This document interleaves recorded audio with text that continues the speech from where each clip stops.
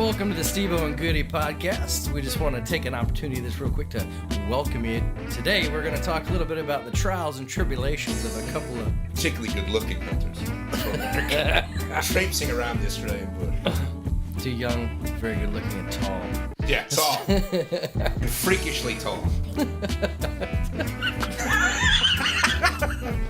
Americans who are trapped down under.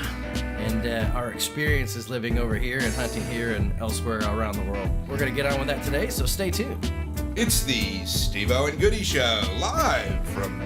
Well, we're not really live. We're not even close to live. In fact, by the time you're hearing this, we may even be dead. Hey, welcome to Steve-O and Goody Show. Today, we've got an excellent and exciting podcast for you. Yep. Today, we're going to have Andrew Marlin from Team I Hunt Fit. And you've heard a little bit of Andrew in the past because he's the one who went hunting with Josh Campbell and with Neil Becker in South Africa recently. We're going to touch very briefly on that, but we're going to talk about his Colorado hunt. So, Andrew, welcome to the show, man. Thanks for having me, guys. Welcome to Australia, mate. Oh, thank you. Australia. What's going on? How you been? I've been good. Been trying to get back to the real world, unfortunately. It's been a good couple months of hunting, and it's time to remember I have a real job, so almost there. Yeah, so what do you do for a job? So I'm a firefighter paramedic. Been doing that since I was roughly 19. And then I also get to serve as the general manager for I Hunt Fit, which you probably touch on a little bit. And so those two things keep me pretty busy. So you get access to cool trucks and drugs. Yeah, Is that right? Yeah, absolutely. Nice. Yeah. That's cool trucks and drugs. Oh, that's it, mate. I think that's the title for the podcast. Cool trucks and drugs. Cool trucks and drugs. It's funny because you think about it, you take a bunch of type A alpha male personalities and then give us a big shiny truck full of expensive equipment, and then they wonder why bad things happen. So yeah, well, that's right. But then again, I don't think I want a type B firefighter. Have you got a bit of gas? Gear acquisition syndrome? Oh yeah. I know when I was working full time doing EMS and fire that I had a full work bag in my truck, and I always kept like extrication tools in my pickup. Crazy. Really? I always had like full of stuff. You know, when I started, and especially as a volunteer, I always had everything with me. I just had to be ready to respond as if they'd need some 19-year-old in a pickup truck. But the more I've done it, I feel like I've kind of gotten away from that. And now I'm the guy like asking for a pen on scene and all that. So yeah. It kind of tapered off. That's kind of disturbing, man. In a way. Like your paramedic shows up and doesn't have a pen.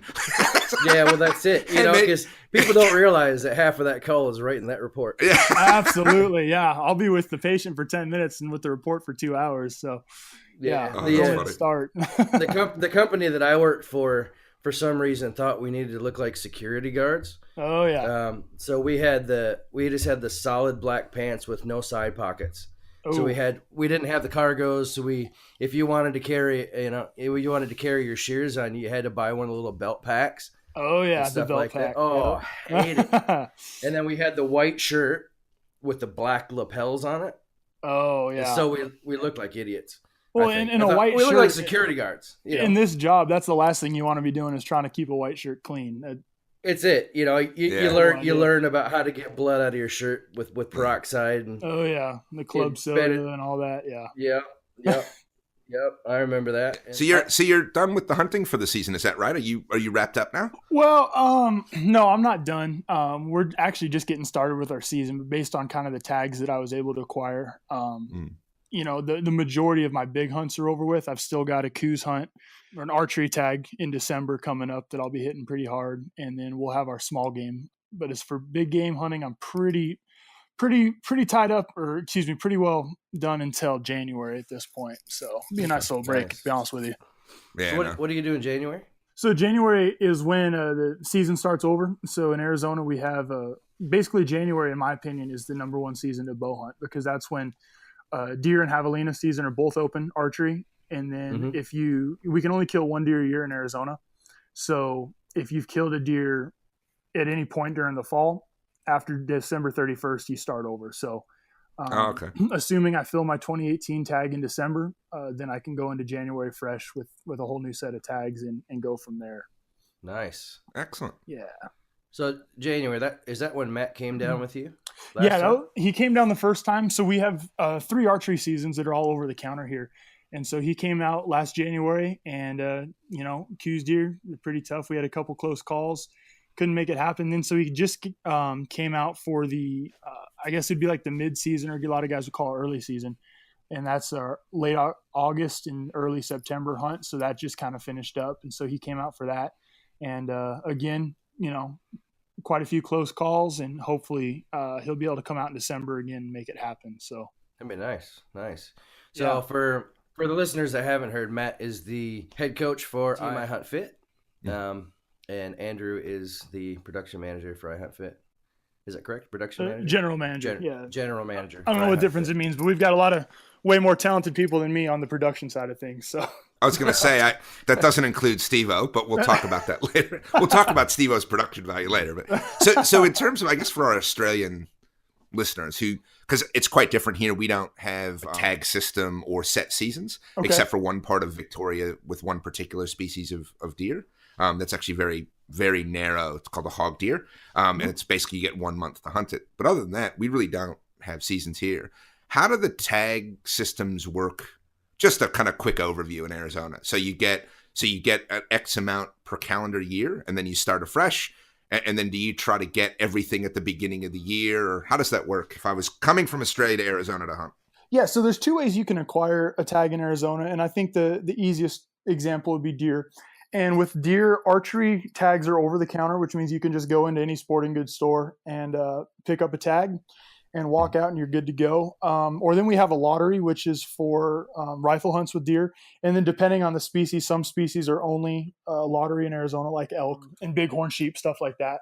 So you can put in for the lottery for the rifle hunts, or like I said, just go buy the archery tag. And then the way our archery tag works is, like I said, we've got the 3 seasons, and you can utilize that tag or any of those seasons. But once you've filled your tag, you're done, because Arizona is a 1 deer per year state. Just in that just comes down to the management and the suggestions from the biologist and all that stuff. So that limit also counts against you with a rifle hunt. So say I would have drawn a rifle tag this year, which I didn't. Then I kind of have a choice. I can take a deer in August with my bow and then turn in my rifle tag, or I could wait, shoot one with my rifle, but then I wouldn't be hunting that December tag. So there's a couple different opportunities. Archery is definitely the easiest to put together because the seasons are a lot longer and you're guaranteed a tag. So if you're wanting to do a trip or something like that, that's kind of what I would suggest.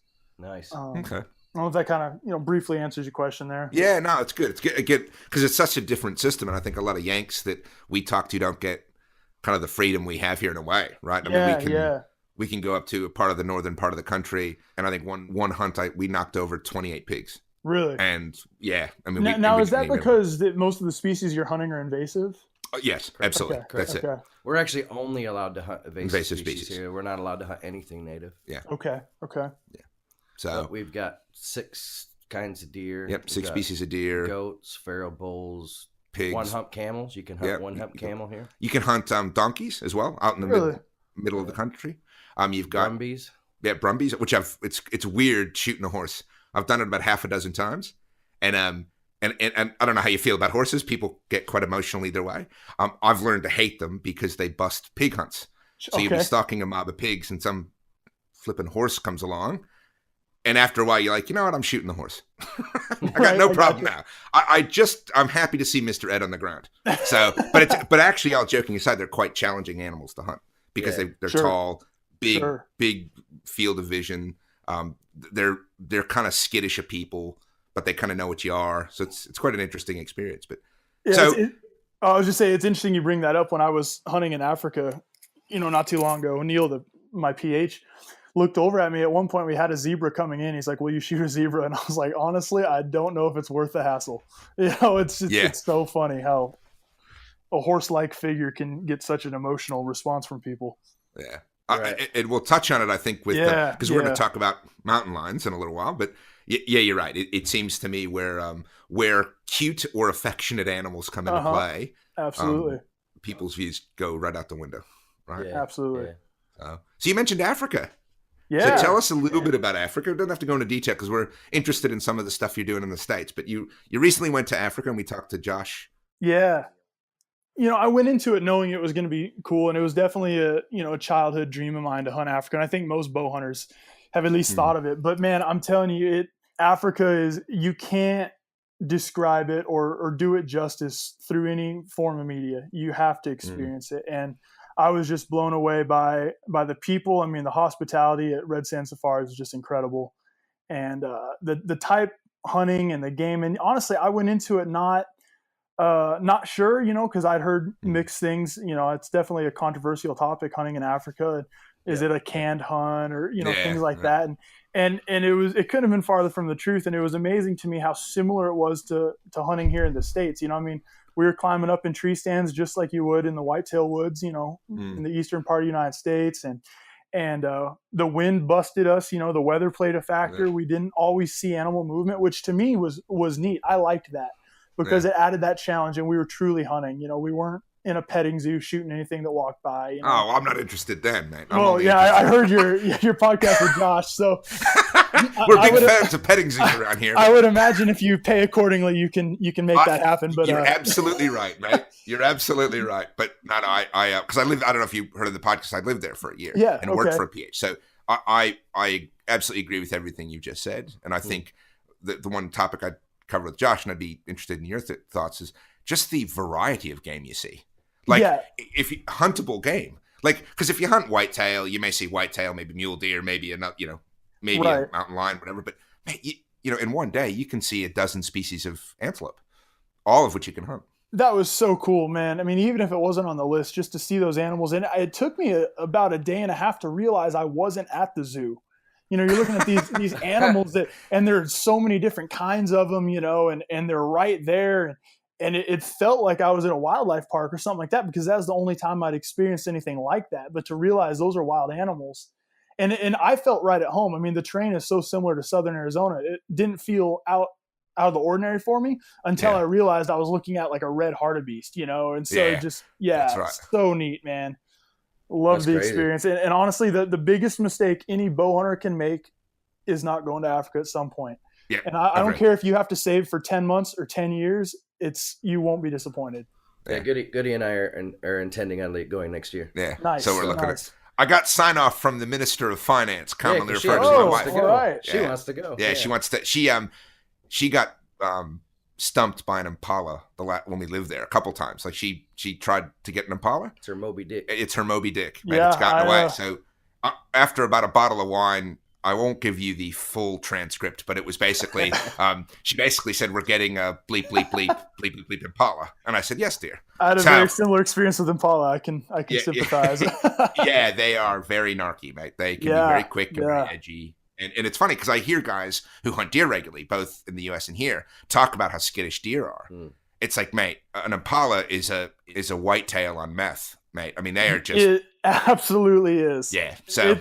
It's never taken me that long to take my bow from the hanger and come to full draw as it did with impala in front of me. It's just unreal.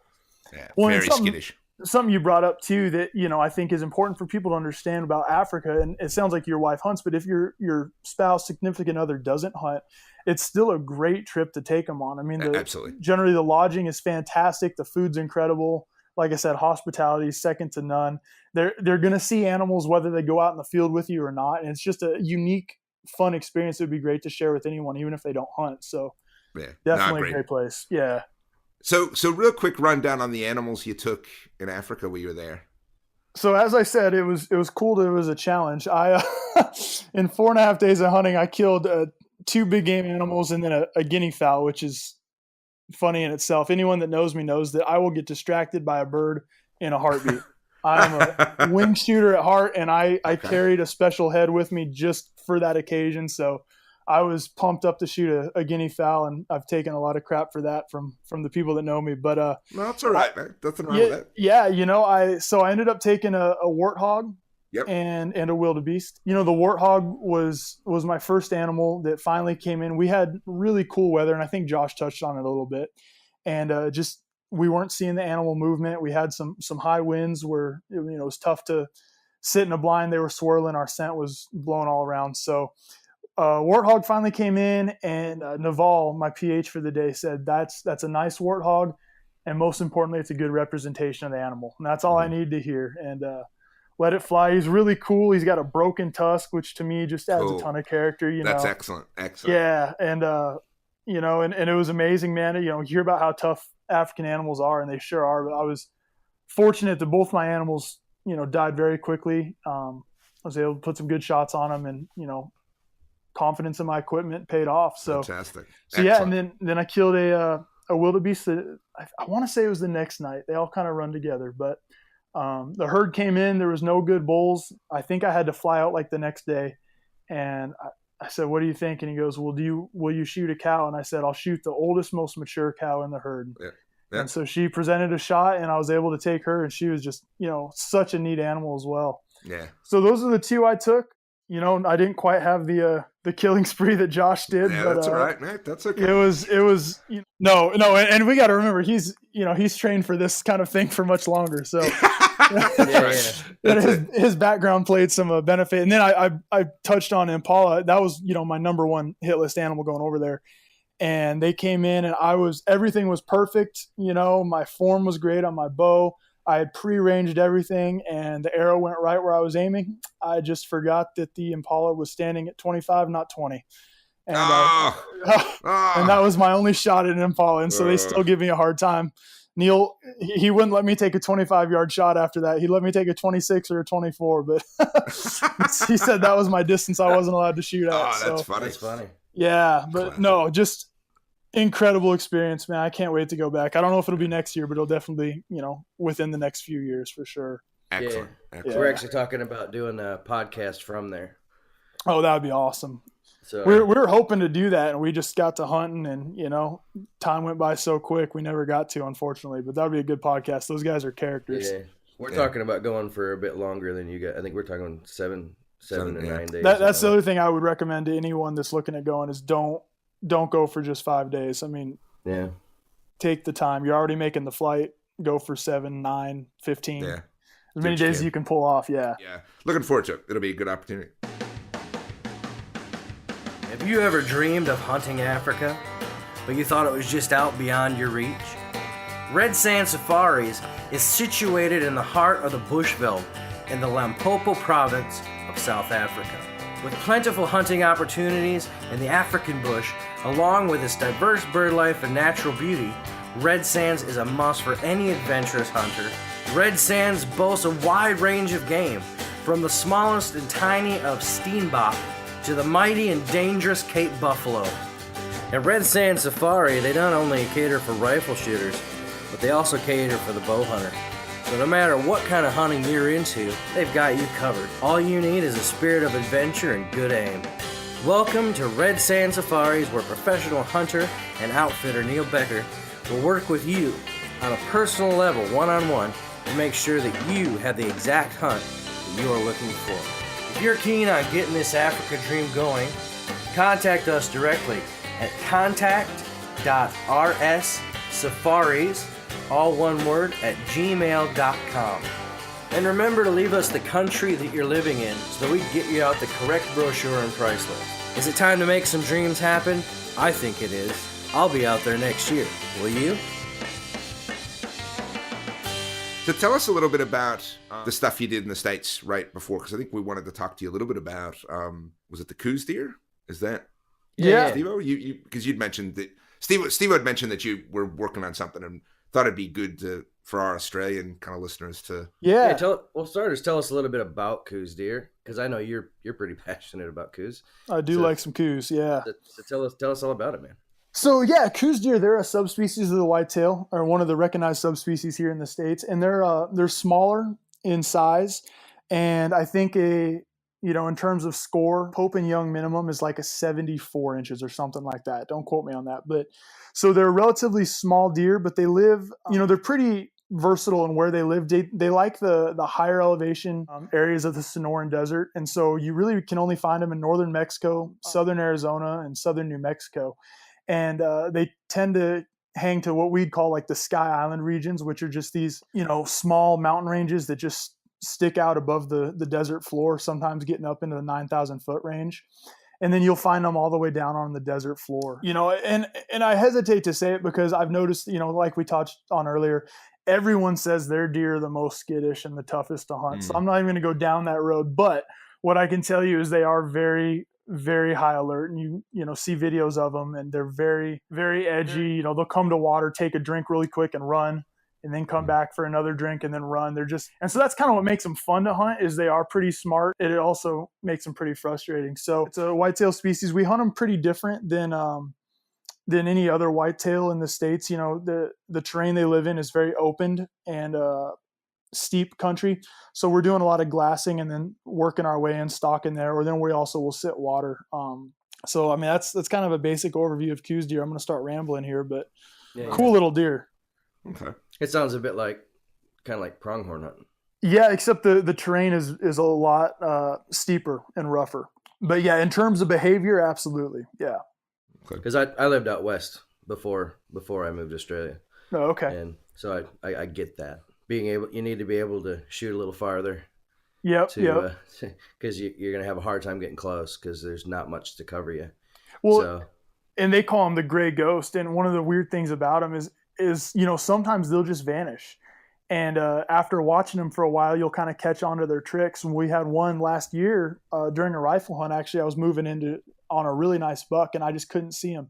He was gone, and my buddy had been trying to call me. He was up on the hill watching this all play out, and I, just didn't hear my phone. And I got back to the truck that night, and he said he watched that deer flatten out and lay his head down in the buffalo grass and let me walk by. I guess I was like 5 yards from him.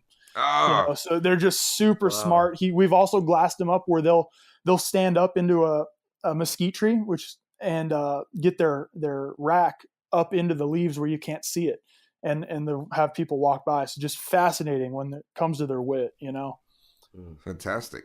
And how many have you taken over the years? You know what? I'm primarily a wing shooter at heart. So a lot of my time hunting has been wasted, if you will, on waterfowl. But I've harvested one with a gun, and then I lost one with a bow. And I think that failure is what now drives the passion. And anytime someone's got a Q's tag, I'm there trying to help them at least be a part of it. So yeah, they're frustrating animal. What kind of wing shooting you into?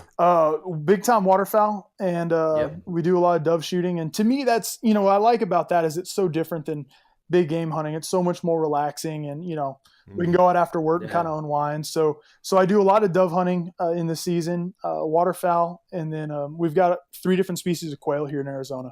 Nice. So I love to chase some quail as well. I used to do a lot of wing shooting too. I love wing shooting. It's just not really a thing in Australia. Yeah, it's tough to do it here. You do a bit of there's some waterfowling in parts of the country. But when I worked for the PH in Africa, I reckon about maybe 30 to 40% of his clients were wing shooters. So he had German shorthairs, English partridges, gray wing pheasant. Some they have pigeons Franklins as well. over there, right? Yep, that's in right. Africa, It's nothing's more spectacular in my mind than watching dogs work, pointers work. It's just amazing to watch. Did some waterfowling, so we had labs that did some stuff with ducks, but it just wasn't the same. And so I'm surprised when you said you're a wing shooter that you didn't get a chance to go do some gray wing stuff with Neil. You know what? We wanted to, and we actually had a day scheduled to do that, and it just didn't work out. We were trying to get some big game animals on the ground, and the weather wasn't cooperating. So next time we decided, regardless of the hunting, we're going to go do some wing shooting, because that was definitely on my list while I was in Africa. Yeah, because there'd be nothing better for you than to have some full body taxidermy. Crazy pheasants and stuff like that you're not going to see anywhere else. Yeah, they're so unique, so cool. I mean, I think I was driving them crazy every time a new bird would land on the water trough or something like that. I was busting out a camera. They're probably like, this guy's ridiculous, but should have just given you a 12 gauge from the blind and been done. Yeah, well, like I said, I took that guinea fowl, and then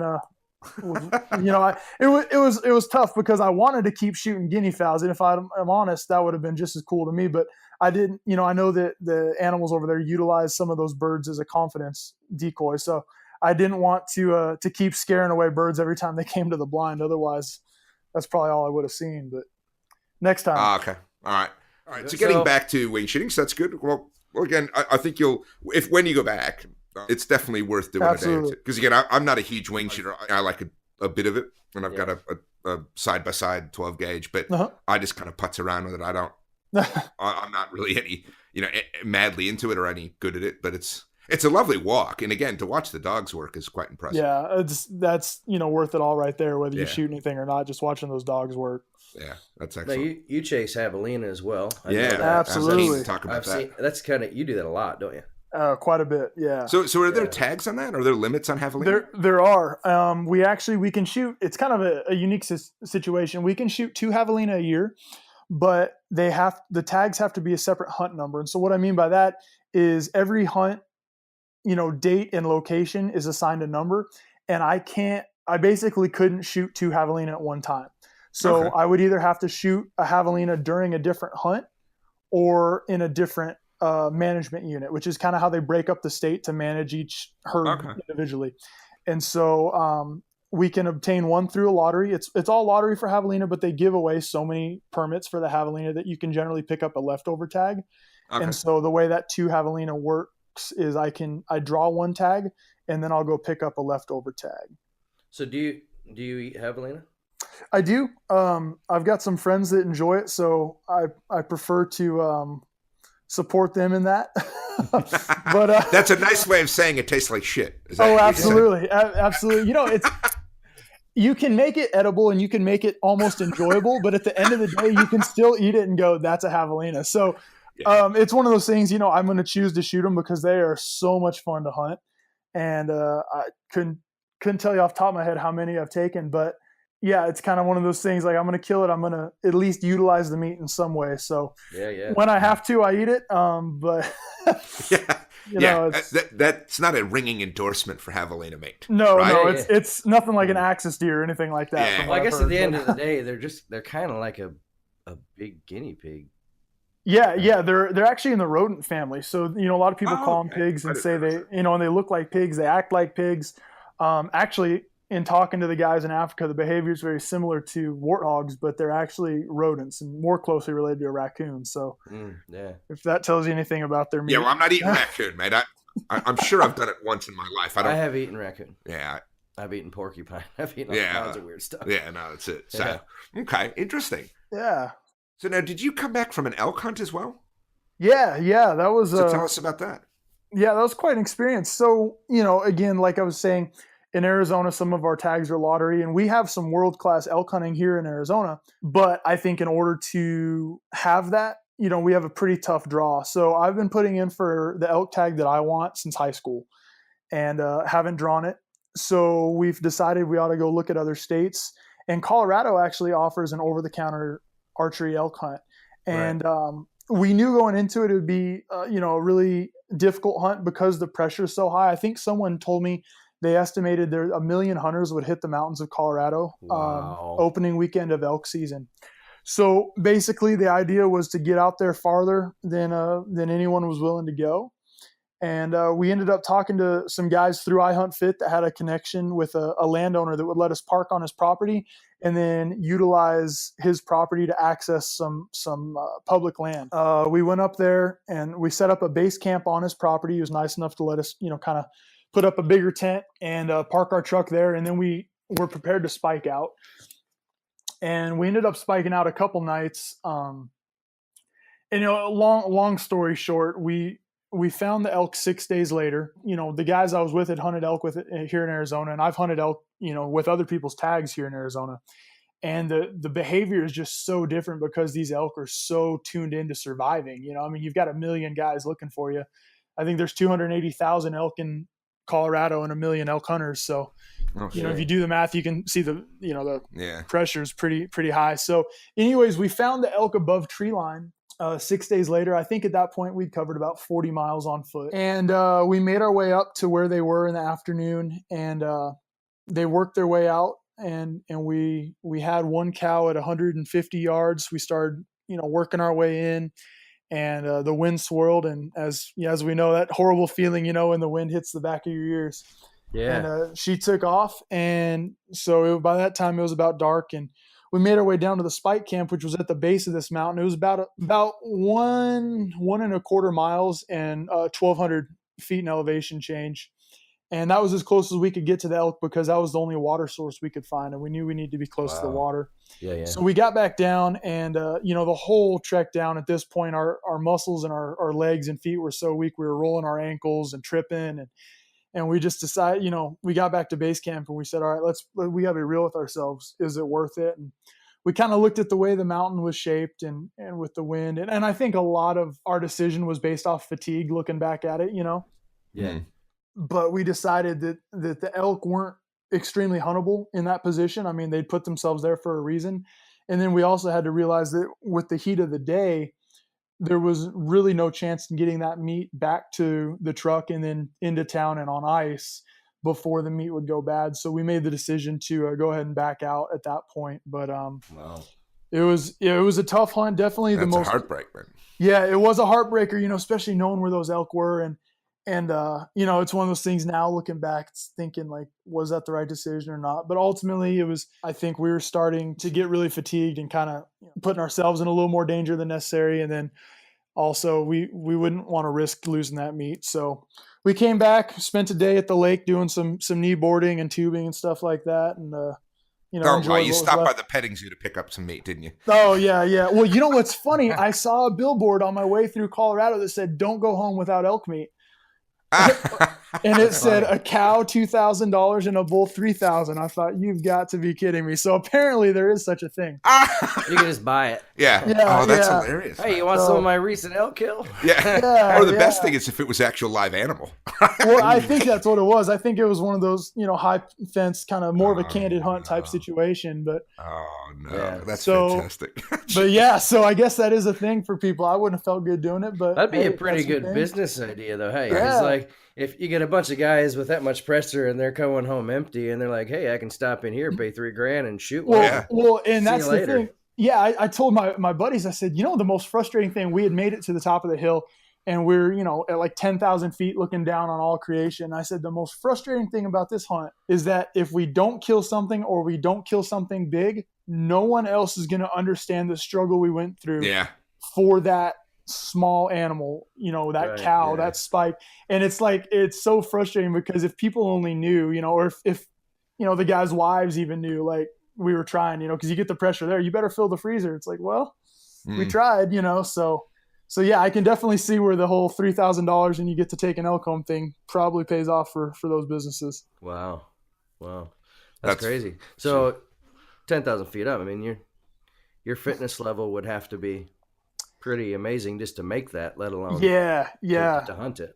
Yeah, I consider myself pretty good shape, but I knew going into it. I just hunted turkey last spring up in Colorado with Roy Jackson Outfitting from this team as well.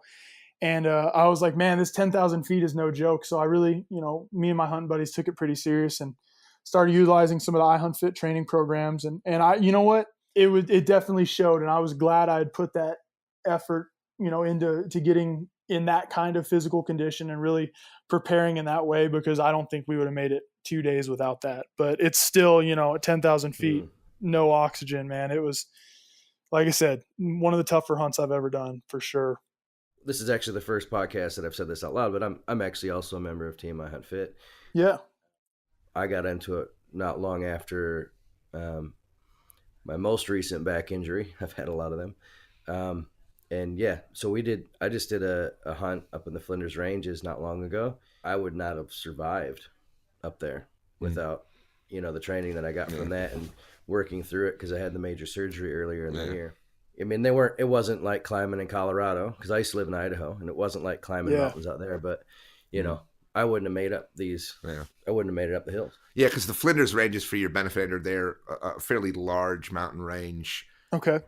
In South Australia. I can't remember if they go up into the center, into the Northern Territory. I can't remember. Geography's not They're great, pretty long. Yeah, they're not very high, but they can be quite rugged and quite challenging. So you don't get the elevation you guys probably would have experienced. But two things: one, there's a lot of steep, kind of outcrops and stuff, and it's tons of shale. Yeah, so, you're walking on shale the entire time. And footing is something that people don't think of. We were crawling over deadfall for a lot of this, and that was what was tougher for us. So yeah, your footing, the shale and stuff like that absolutely plays a huge factor. Yeah. Absolutely, because I know my most recent elk hunt before I moved out to Australia I was in Okay. Palisades, Idaho, and I was hunting with some buddies up there, and we were going up and down, and the area that I had chosen to go because that's where I thought the elk were, it was a bunch of deadfall, and Yeah. it Yep. was it's amazing how quickly that wears you out, and you don't even have to go that far through Mm. it to really No. just be exhausted. Yeah. Well, you're using muscles that you didn't even think you had. I mean, Yeah. some of the angles you've got to step at, and it's just brutal. Yeah. Because I know, Yeah. like, even in that Flinders Range hunt, I found, like, just because I'm walking on the shale, the sides of my calf hurt. Yeah. Yeah.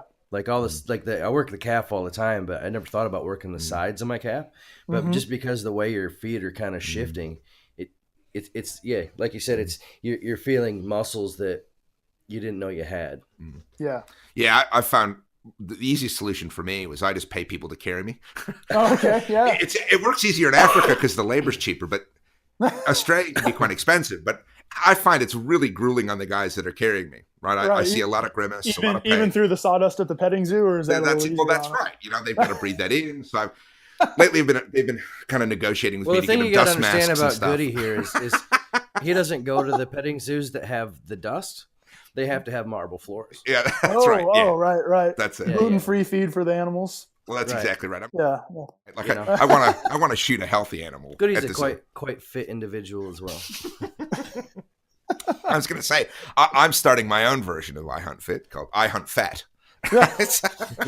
We've made that joke before. Yeah, no, man, I fit that joke, I'm afraid, but He resembles that remark. yes. So I'm a big fan of taking it easy and taking shortcuts and not being prepared because I love wheezing and vomiting during my hunt. Right? Yeah. So Yeah. I can proudly say none of us vomited on the trip to Colorado, so definitely paid off. well, that's a disappointment, but I'm glad you're happy about it. Okay. Just quickly, I would like to touch on one other thing with you, Andrew. We are kind of running short on time. Now, I know that in Arizona, they were recently going through trying to legislate to outlaw lion hunting. Yeah.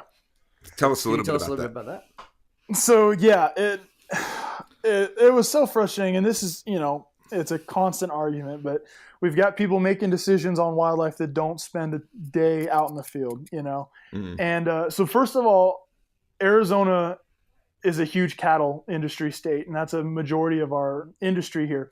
So you've got to understand that mountain lion management and population management is crucial to the success of our economy. And so that was kind of the first concern when I even heard that. But a lot of, from what I gathered, the people supporting this bill, their decision making process was revolving around the fact that they didn't see mountain lions on the side of the road, like you'll see a deer on the side of the road. Mm. And it was also to ban mountain lion and bobcat hunting. Right. And which to me, it's you've got to understand that mountain lions, they are more docile. They don't like people and they avoid people. I've only, I've spent probably 100 days a year in the field, and I've seen 3 in my life, and all 3 ran as soon as they saw me, and they saw me first. So they're an apex predator. So they understand the game of cat and mouse, and they don't want to be seen by humans. They're going to be high up where there aren't normal people. Where I saw these lions was where no human should ever take themselves. And, it was a brutal hike getting up there. And so the fact that you don't see them doesn't mean That's they're a not place that there. Goody wouldn't go. Yeah, No, I'd fly a helicopter there, but No, you'd have gotten out of the truck and said you're crazy, and Yeah. and that's what appealed to me about that spot. I thought there's got to be wild game up there because no right-minded individual would go Would up go there, and there. I was right. I found a great pack of javelina that responds to a call well, so it's a great area. But I thought that the thought process behind the bill was, I think, blown way out of proportion, and it wasn't really backed by data. I mean, data shows we do have a very high lion population here. We see sign of them very regularly, and the guys that do go out and pursue them do kill quite a few each year, and the population sustains. And I think it really, like we talked about a little bit with the zebra, and we talked about before the podcast, it goes back to the whole cute factor syndrome, and is what I call it. And no one's ever protested a turkey hunt. They probably never will. I've never taken flack for shooting javelina because they're kind of ugly. But you post a picture of a bear, Yeah. a lion, people just lose their mind. And it's funny that, they think they're doing that out of care for the animal, but it's population management has a purpose, and I'm proud to say in the United States we do have a very successful wildlife management system, and it's different than many other places. And not to say that other places systems don't work. I saw it firsthand in South Africa. Their system works fantastically for what they do, but our system also works. And people almost will grasp that when it comes to, okay, we need to take this many turkeys so they don't starve. But when you start talking about shooting bears or lions or anything like that, people come unglued. And you've got to understand that wildlife management practices, and when it comes to carrying capacities of a ecosystem and all this, stuff that people that make way more than me, understand, it can probably speak on much more eloquently. It includes all wildlife, regardless of how they look or how many childhood books and cartoons they're in. How many Disney movies they've made about it. Yeah, exactly. How many Disney movies they've starred in. So I was concerned that bill even made it. So Andrew, just to back up for a minute, what was the actual bill? What was being proposed in the legislation? Basically, an outright ban?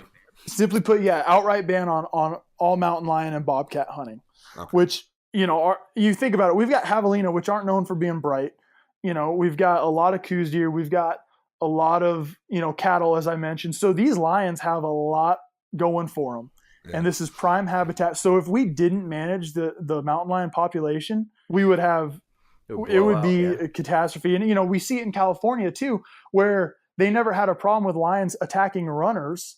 And now, they're overpopulated, they're hungry, they're attacking runners. And before the bans in California, if I'm not mistaken, I want to say they harvested about 300 lions annually. Well, now the Department of Game and Fish, on the taxpayer's dime, shoots about 300 nuisance lions a year. So you got the same number of dead animals. Exactly. Except one's done in an efficient way and the other one's done in a bureaucratic government way. Absolutely. And it's wasteful. All three of us are on Facebook. I've noticed that recently there has been, even for hunters, there's been a ton of self-defense shoots for guys out elk hunting and deer hunting who have had to self-defense against mountain lions who are, they're straight coming at them. Like some guys are talking about 2 and 3 shots at them as they're coming running at them. And I don't know if I know you saw the one on the team page that for his friend. With the arrow. That was right through the face. Impressive shooting, by the way. I think it was luck, but it doesn't matter at that point. Hey, at that point, it doesn't matter. If a line's charging me, I don't care what gets it on the ground. Because I've actually read more about that story. The actual guy is in a few of the groups and forums that I'm in. Yeah, and he's actually told the story, and he said that like he started shouting and stuff like that to scare it off, and it just kept coming. And he said the only reason he's alive is his bow was sitting on the ground. He picked it up and he happened to have an arrow knocked. Otherwise, it could be game over. That's crazy. So in terms of the bill or the proposed legislation, who's backing it? I mean, is it an animal rights crowd? Is it a conservation crowd? Like, what's the main thrust of their argument? Is it that we shouldn't be shooting these beautiful animals, or they're rare and endangered and therefore they can't be you know what? Yeah, and I don't remember exactly who proposed the bill and who was backing it. I'm sure, Humane Society backed it and PETA and all them. Yeah. Again, I didn't get a chance to really read into the bill like I probably should have as a sportsman with that, pertaining to something that I do daily. But the gist of it that I got, at least from its supporters, was that, we don't, where are the lions at? We're not seeing them, which, let's be real. Do you really want your kid to see a lion every time he goes out for recess? Like, well, right. I mean, sometimes my kid depends on the mood she's in, but that's a different conversation, right? Yeah. So it was really, to me, it was a very ignorantly based proposal. Does it have support? I mean, is it a referendum or is it going through the state house? Well, it got knocked down. It did get knocked down. Okay, so it was a referendum. Yeah, but I mean, that's not to say it won't happen again. And we're always under threat. They're gaining ground, and it's so easy, to get someone that's not educated in the matter to sign a petition to save the cute little kitty that runs around the forest. But especially in terms of the population of Arizona, though, I mean, maybe it's been 20 years since I've lived in the U.S., but my kind of mindset around Arizona is that they're pretty rural, kind of rugged people generally. Do you have an influx of Californians that are coming out there that are kind of a bit green, Yeah. or is that where this is coming from? Yeah, our larger cities, we've got Tucson and Phoenix that are, Tucson's right at about 1 million people probably, and Phoenix is above that. And so we're getting more people that just, I don't even know if it's a green issue or if it's just they're not educated. Yeah, a lot of Arizona is rural, and they live with mountain lions and other wildlife, and they see firsthand the benefits of wildlife management, and they see the issues that can be around, poor wildlife management as well. But you're just getting a lot of people that are basing their decisions based on their ignorance and really no fault of their own. If you think about the worlds that they're in, and I'm not going to tell them how to vote on the next technological advance, whatever, but come ask me before you start voting on wildlife and things in a rural setting. So Yeah.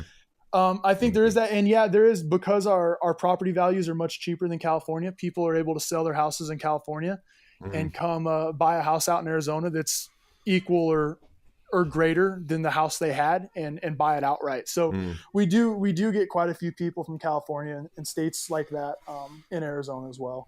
Okay, interesting. Kind of like here with Sydney. People sell their house here and then come elsewhere. cash, Yeah. So I don't know if that's changed our political climate at all or not, but it definitely has changed the demographic some, I'm sure. Yeah, no. And again, it's one of those things that I think it's about kind of making sure people understand the facts and stuff. So good. Well, cool. Well, let me ask you, because I asked this with Josh, and we are getting pressed for time. Now that you've hunted overseas, and obviously, you sound like you want to go back to Africa. Have you thought about hunting overseas anywhere else? Yeah, I love it, man. My favorite thing about hunting is I get to not only experience another culture, but experience really how they source their food. So if you think about it, that's just such a deep way to experience other places. And actually, New Zealand and Australia are probably definitely up there on my list. And we can sort that out for you. Yeah, we can help you out with that. Don't threaten me with a good time. I might show up at your doorstep. But both of them actually, and we got beds. Yeah, no, I'd love to come out your way at some point and definitely see that. It's been on my list for quite a while.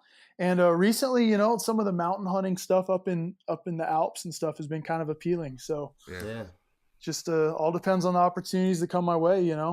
Big believer in just take whatever opportunity you get.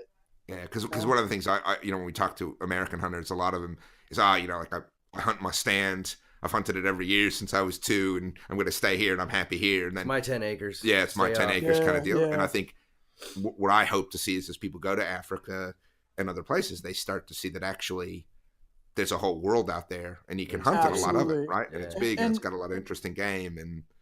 And I encourage people a lot to, just to get out and hunt some, whatever it is you do, let that be what shows you the world. I mean, I know people that love to golf, and they've golfed all around the world, and they wouldn't have necessarily gone to those locations had it not been for golf. I probably would have never gone to South Africa had it not been for hunting, Yeah. And so that's my thing. And I've gotten to experience things even here in the States that I never knew existed because of hunting. And that's my thing. And that's how I've seen it. And it really can open your eyes to, broaden your horizons, learn other things. And honestly, it teaches you to be more open-minded. Yeah, if you're in the southeastern United States, you're probably going to hunt over a corn pile, but you know what? That's how they do it. It's legal, and go for it. You're going to come out west, you're going to do some glassing, and you learn so much about the individual cultures and family traditions. So get beyond that 10 acres and just take whatever opportunity you get, And get to the nearest petting zoo you can, man. The nearest petting zoo. Just even if it's 50 cents per handful of feed. I was actually amazed because I grew up in Michigan. Initially, and I was amazed at how different the hunting was when I went west. Sure. Yeah. I mean, it was night and day. Like they're not even comparable. And Goody and I have discussed this on previous podcasts about how here in Australia, some people are like, they talk about particularly tree stand hunters and how that's not hunting, and there's no, because spot and stalk is overwhelmingly what people do here. Very few people. And we do a lot of spot and stalk here. What I tell people to that, because I hunt both, like I said, I travel a lot, is when you're putting that tree stand up, you might not be as active as you are spot and stalk, but you've committed to a 50 yard by 50 yard radius. Right. You know what I mean? And so where when I'm glassing back home in Arizona, I can look for 2 miles in any direction. I'm going to see deer. You've got to be right on the money when you hang that stand. So it's just a different set of challenges. Yeah, absolutely. And again, I wouldn't have known that unless I took the jump, flew across the United States and hunted, Eastern United States. So Yeah. No. Well, that's all the time we've got for today, Andrew. We just want to take an opportunity just to really thank you for coming on. And Yeah, it's been great talking to you, man. Yeah, my pleasure. So my pleasure. Thanks for having me. Yeah, we look forward to some more stuff in the future. Absolutely. I know we seem to get close to our guests after they're on the show. So Yeah. we chat with Josh a lot now. So that's excellent. Yeah, mate. Me and Josh will have to come out your way or something like Oh, that. mate, it'll be more fun than a bag of weed, mate. We'll have a lot of fun, mate. Yeah, well, that's it. Well, the interesting thing is, I'm going to school to be a teacher. So once I get it, you can't take holidays during the school year. Uh-huh. And so it's kind of a pain because it kills a lot of the hunting seasons. However, sure, our summer here is December, January, February. Oh, okay. So okay. I might be knocking on your door and saying, "Hey, buddy, let's go do some coos hunting, man." That's it. Well, look, I'm actually. It's funny because I'm heading out to the U.S. next week. Actually, really? To my high school reunion in Connecticut. Okay. And, what kills me is it's in the middle of hunting season. But the truth of the matter is, I don't know what the hunting's like. This is your 100-year reunion? It's my 150th year reunion. Very exciting. See, Goody was around when the Dead Sea was just sick. That's it, man. That's it, man. Yeah, no, that's it. Moses was in school in short pants. Yeah, so, he went to school with Jesus, but he was an upperclassman. Yeah, that's right. He was a freshman. So so it's funny because I'd love to be able to hunt now because it's this time of year, and but that being said, I may stop out to Arizona someday, and you've got to make sure that you set up the right hunting areas. And by the right hunting areas, you know exactly what I mean. Chains, tethers. Yeah.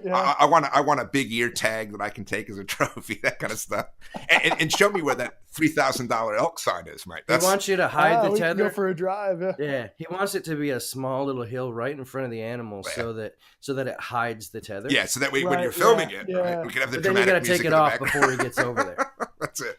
So it feels like a real hunt. Yeah, he pays well for that. I pay well for feeling like a real hunt.